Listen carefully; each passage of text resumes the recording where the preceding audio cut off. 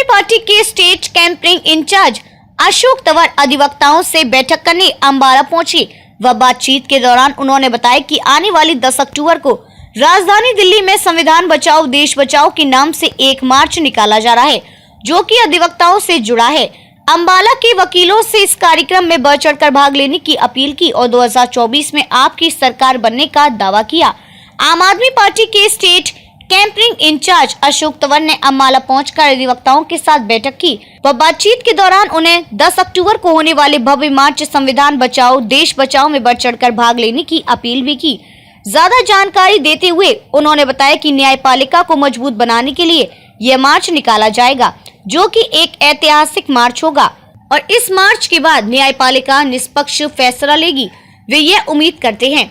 चुनाव को लेकर उन्होंने ये दावा भी किया है कि आम आदमी पार्टी ने न केवल एक राज्य में बल्कि सभी जगह बहुमत से सत्ता में आएगी, क्योंकि आम आदमी पार्टी ने घर घर जाकर एक परिवार बनाने का काम किया है और 2024 में सरकार बदलेगी, क्योंकि मौजूदा सरकार ने हर वर्ग को कुठाराघात किया है और अब जनता जागरूक है। मौजूदा सरकार से आम जनता परेशान आ चुकी है और अब जनता भी चाहती है कि सरकार बदले और आप मजबूती से आगे बढ़ रही है। लोग भी आम आदमी पार्टी की विचारधारा को पसंद कर रहे हैं। कैदी जो है वो भाग गया है, बताया जा रहा है कि कोर्ट की दीवार जो है वो कूद के भागा है। क्या कुछ इस पे कहना चाहिए? देखिए, हम यही कहेंगे कि जो भी उसके लिए प्रावधान होने चाहिए थे उसकी सिक्योरिटी थी, उसे सिक्योरली पकड़ के रखने के लिए उनमें कोई ना कोई कमी रही होगी और ये साफ दिखाता है कि प्रशासन की जो भी तैयारी थी उसमें बहुत ज़्यादा खामी है। मनोज शर्मा सीएम के बीच में अब आरोप प्रत्यारोप सीधे तौर पर चल पड़े हैं विधायक आज मनोज शर्मा के खिलाफ। देखिए, नेता आपस में जो भी कहते रहे, सबसे बड़ी बात है कि जनता क्या कह रही है और आज की तारीख में जनता सारी चीज़ें देख रही है।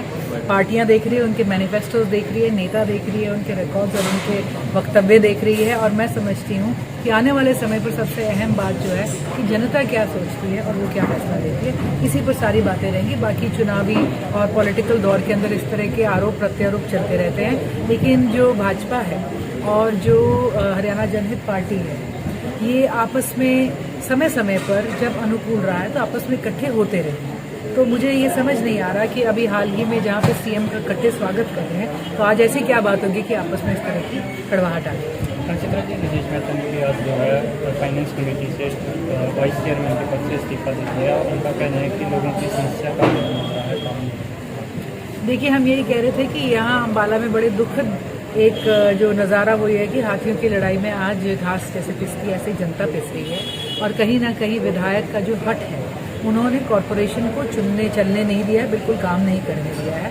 और एक तरफ या तो आज जो चुने हुए नुमाइंदे हैं आखिर अगर अपनी सीट पर बने रहते हैं तो अपनी जवाबदेही को भी बाध्य रहेंगे, जो उनके लिए अब दिन ब दिन मुश्किल होता चला जाएगा।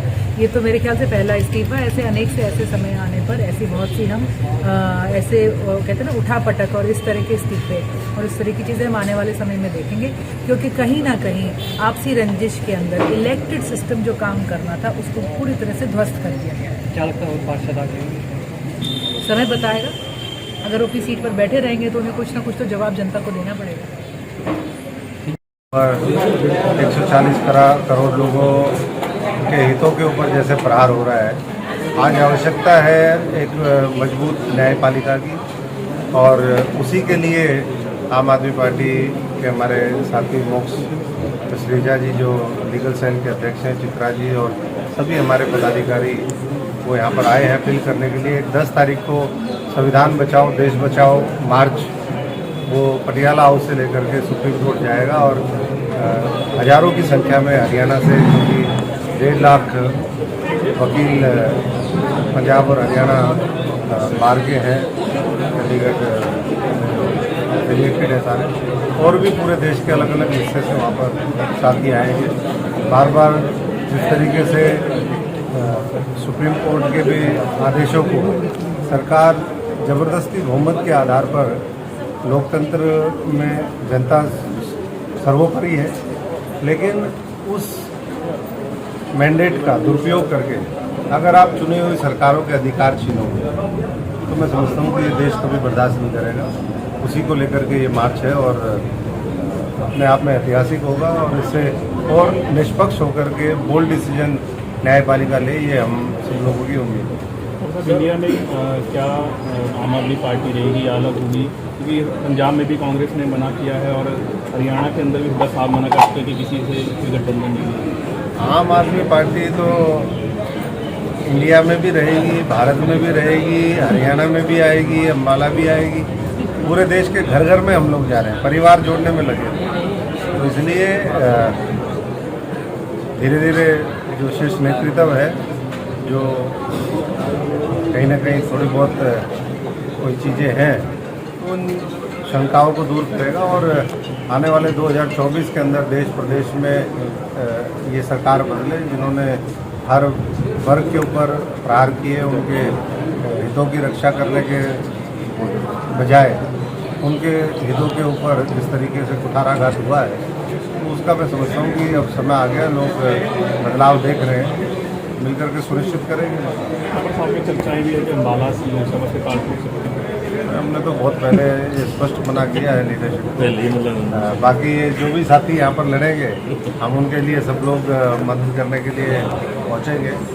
और इतना जरूर है कि अम्बाला में अगली जो जीत होगी वो आम आदमी पार्टी और हमारे जो साथी लगे हुए हैं, अलायंस होगा, बहुत अच्छी बात है। लेकिन आम आदमी पार्टी जमीनी स्तर पर, चाहे वो विधानसभा हो चाहे लोकसभा हो, दोनों की तैयारियां करने में लगी। अम्बाला से राहुल जाखड़ की रिपोर्ट।